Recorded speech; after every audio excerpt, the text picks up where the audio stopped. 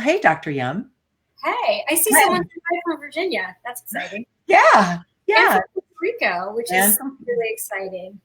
yeah, you have a big following in Puerto Rico. We have our preschool nutrition curriculum that you and I wrote with the Dr. Yum Project team, and it is now living and breathing in Puerto Rico. So, hi to Puerto Rico. I Hola. love it. I love it. I love it. Well, tonight we're going to be talking about what we often hear if we're a parent of a picky eater, or in my situation, being a feeding specialist, which is, I don't see what the big deal is. He's growing fine. He's on his growth curve. What's the big deal if my kid's a picky eater? Or what's the big deal if your kid's a picky eater? Because many of the parents that I work with say, I'm worried about it, but everybody else seems to be like, chill out. And so I keep waiting and waiting for it to get better. And I'm doing all the things that I'm supposed to be doing. I'm not putting any pressure on him. I'm trying to have regular family meals. I'm trying to have small snacks. I'm trying to do everything they tell me to do, but it's not getting any better. And people still keep saying, just wait, he'll grow out of it.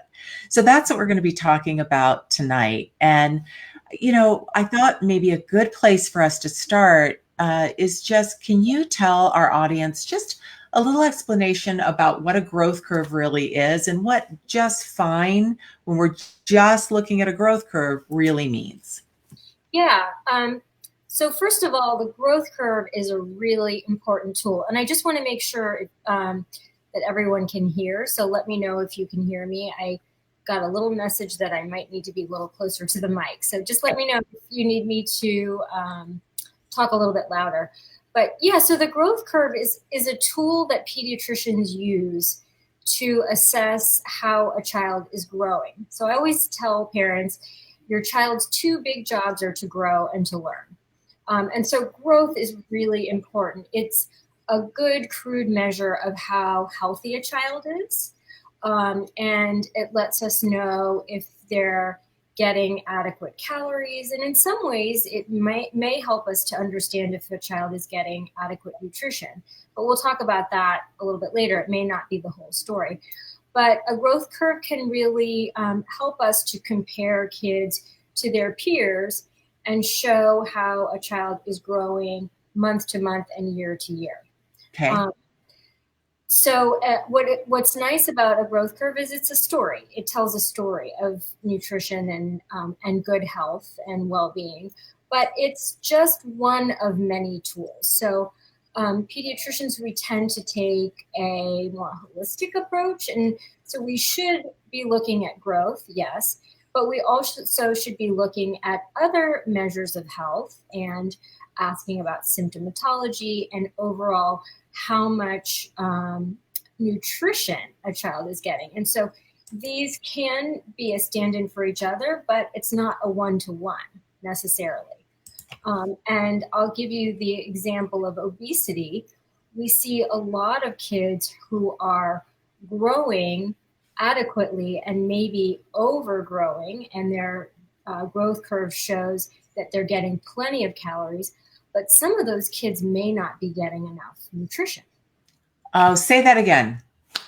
Okay. They're getting enough calories, but they're not getting enough nutrition. nutrition. So they're getting the vitamins, the minerals, the fiber, the probiotics, the prebiotics, all of those things that make our body hum and make us able to live a long, healthy life and make our organs work and function properly and comfortably.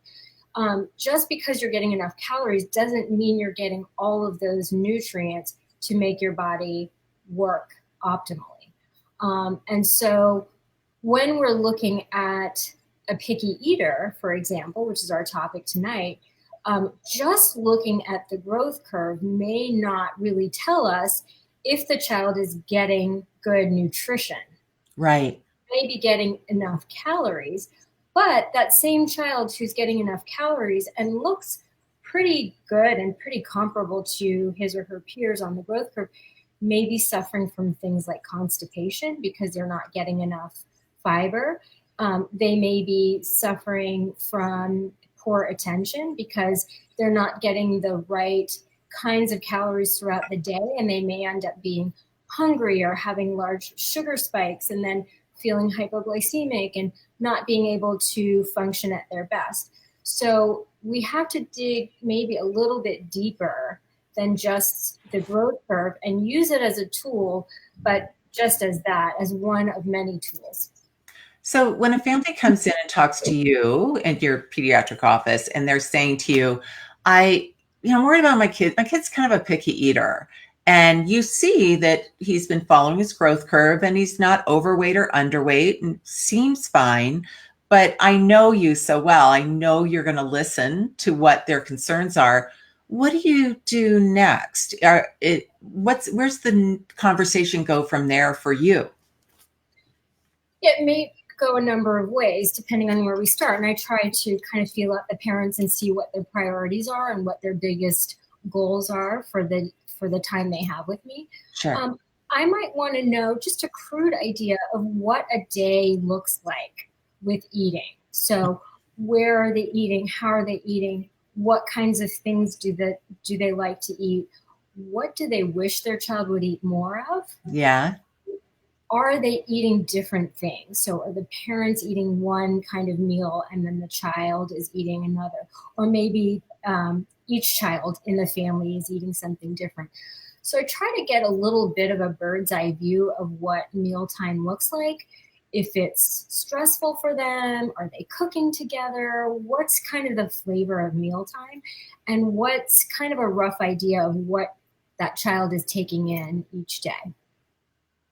And I think that's really great. And you don't have a lot of time in each appointment. And I know you might schedule another appointment to discuss it further if you really felt like you needed more time. Um, when when parents are getting the feedback that, my mom says not to worry about it, or his teacher says he eats pretty well at school, but doesn't really know what eats pretty well means. Everything's kind of in the gray area. Is do you ever feel the need to refer to a registered dietitian, or do you just make a list yourself and say, I want you to write down everything you ate for a week and bring it back to me? Or kind of what's your approach on when that happens? I guess it depends on the intensity of the parent's concern. So Yeah. if it feels like that the family's really in crisis and they really need help right away, I may not wait. But often I like to take my time and really get a better idea. So as you mentioned, I might schedule them back for a visit.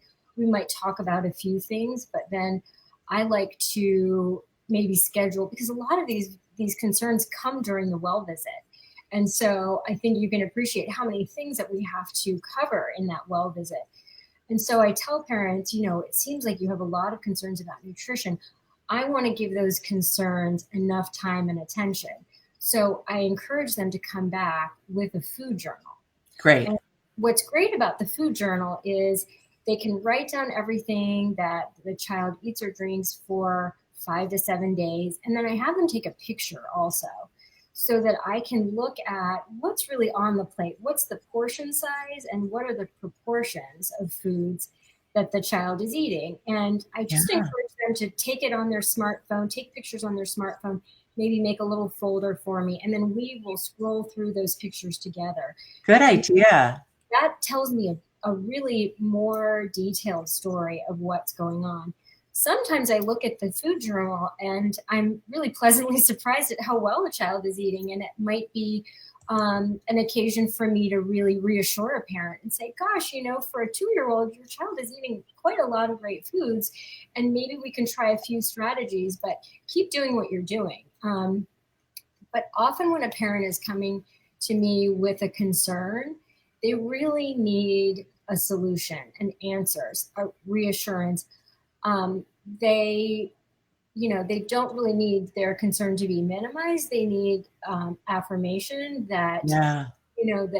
that it's stressful to feed a child, and that I know I've been there, and here are some things that a lot of other parents find helpful. Here are things that I've tried.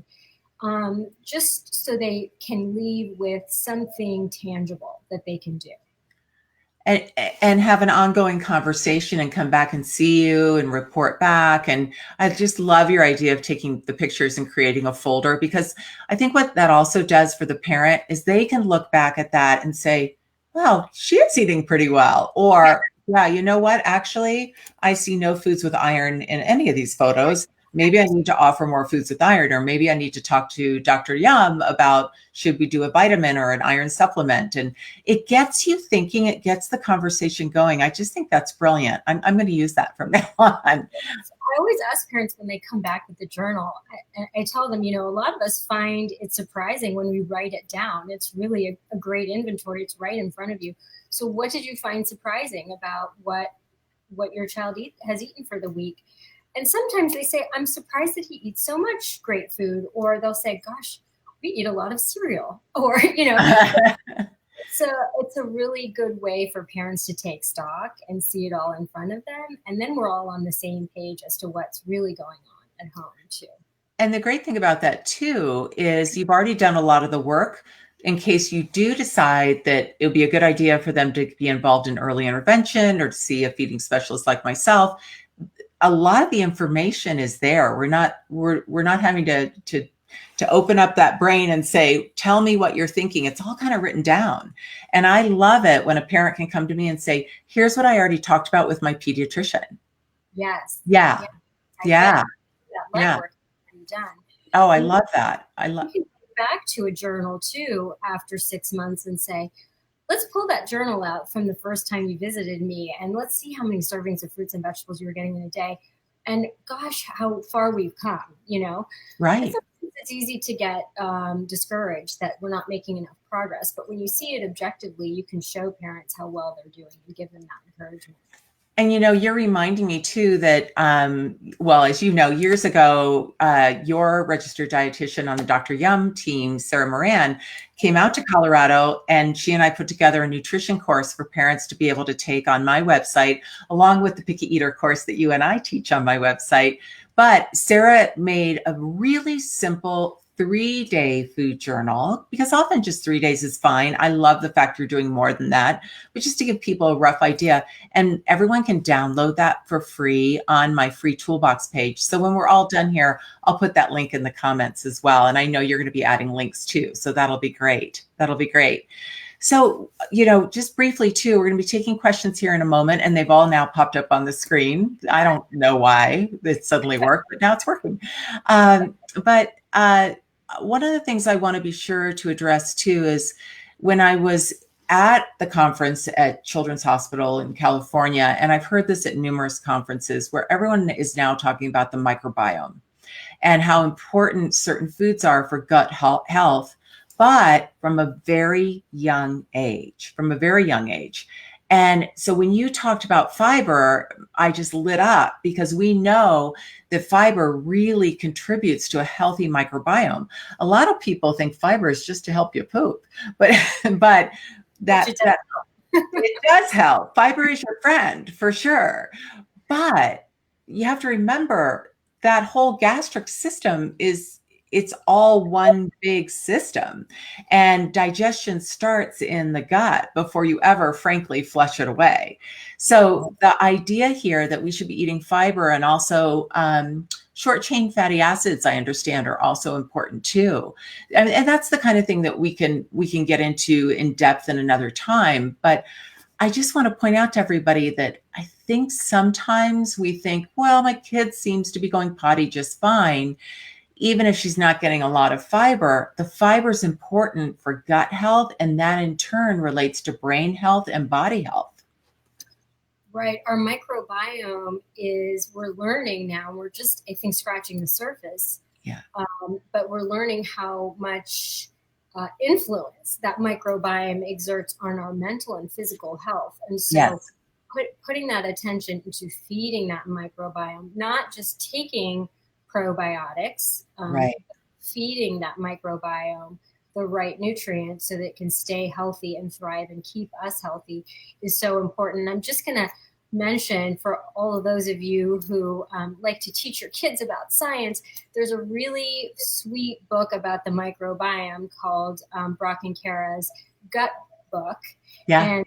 And I wrote a little afterword about the microbiome. So there's a message from Dr. Yum just talking about the evolution of the microbiome and how Yeah. important it is that we feed the microbiome, that we eat the right foods, that we make sure we're not taking unnecessary antibiotics, which can jeopardize the microbiome.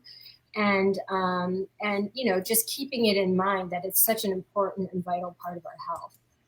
Love that book. I love all the Brock and Kara books, and I'm so glad you mentioned it. We'll put a link in the comments here in just a minute so everybody knows where to order those. Before we start taking questions, let's make sure that we cover two other reasons why we don't want to ignore picky eating, just because he's doing fine on the growth curve. One of the big ones for me is how much it impacts these kids socially. About half my caseload right now are kids who are like third, fourth, fifth grade. And they can't go to slumber parties because they only eat pizza crust, but it can only be the pizza crust from Domino's, and it has to be the specific crust at Domino's. Don't order the wrong pizza from Domino's. Like, it's so complicated. Bless their hearts. They're missing out on so many opportunities to make friends and to bond with their peers, but they also miss out on social activities with their families. And the biggest issue I hear from the moms and dads is we can only go to one restaurant. The rest of the family wants to go to 47 different restaurants. We all do so many great restaurants here in Boulder, Colorado, but my picky eater will only eat the macaroni and cheese from this one restaurant. So that's the only place we go. Everybody's kind of sick of it, so we don't even go out anymore. It affects the whole family. It can be so stressful. So I always want people to understand that eating is a very, very social and occasion and a way for us to connect as a family, not just by eating together at home and of course cooking in the kitchen, which is so important, but also being able to go out or go to other people's houses and enjoy food together.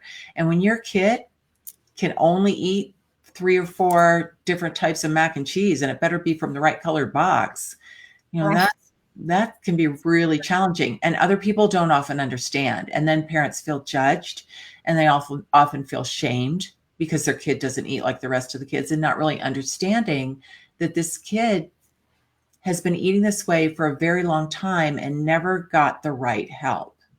Right. And it's interesting. Sometimes kids will get to a certain age where they have the insight to want the help themselves because they feel the stress of that within their own social circles. And they're willing to put in the hard work, as hard and uncomfortable and unpleasant as it is. They want the social life. They want to be able to enjoy food with their friends, and they ask for the help.